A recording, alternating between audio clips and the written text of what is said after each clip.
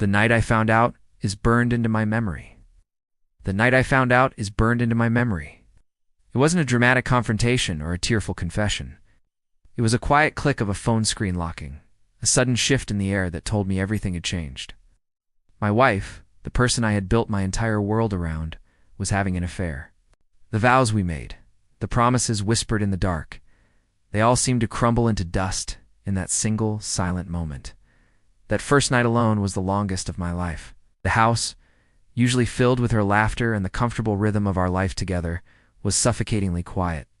Every corner held a memory, now tainted.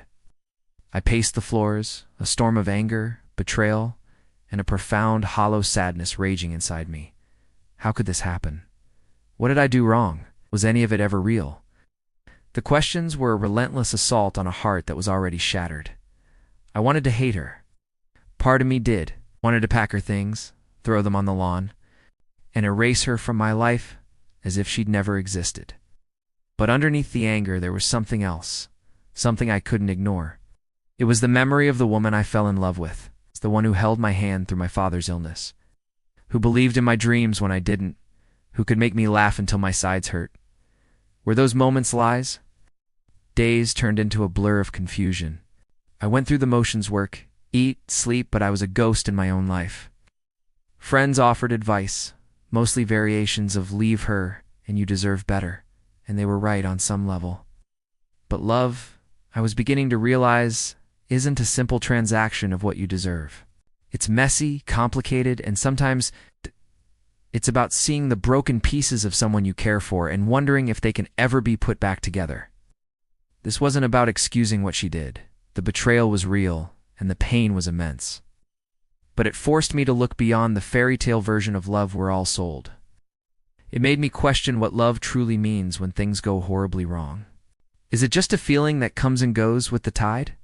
Or is it a choice, conscious, difficult decision to see the humanity in someone, even when they've caused you unimaginable pain?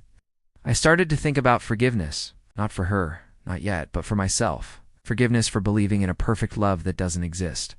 Forgiveness for not being enough, a lie my own insecurity was telling me. I had to separate her actions from my own self-worth. Her choice to break our vows was about her struggles, her brokenness. It wasn't a reflection of my value as a person. This journey has been about redefining love for myself. It's not just about romantic dinners and holding hands. It's about resilience. It's about looking at the wreckage and deciding what, if anything, is worth salvaging. It's about understanding that people are flawed, and sometimes they make devastating mistakes. I don't know what the future holds for us. The trust is gone, and rebuilding it feels like trying to build a castle on sand. But I know this: that terrible night forced me to grow. It forced me to confront the deepest questions about love, forgiveness, and what it means to be truly committed, not just to another person, but to my own healing and understanding. It's a painful path, but it's one that is teaching me what love really is. Beyond the vows and the promises, in the harsh, unfiltered light of reality. Thanks for listening. If you've been through something similar, remember to be kind to yourself. Follow for more stories about navigating life's toughest moments.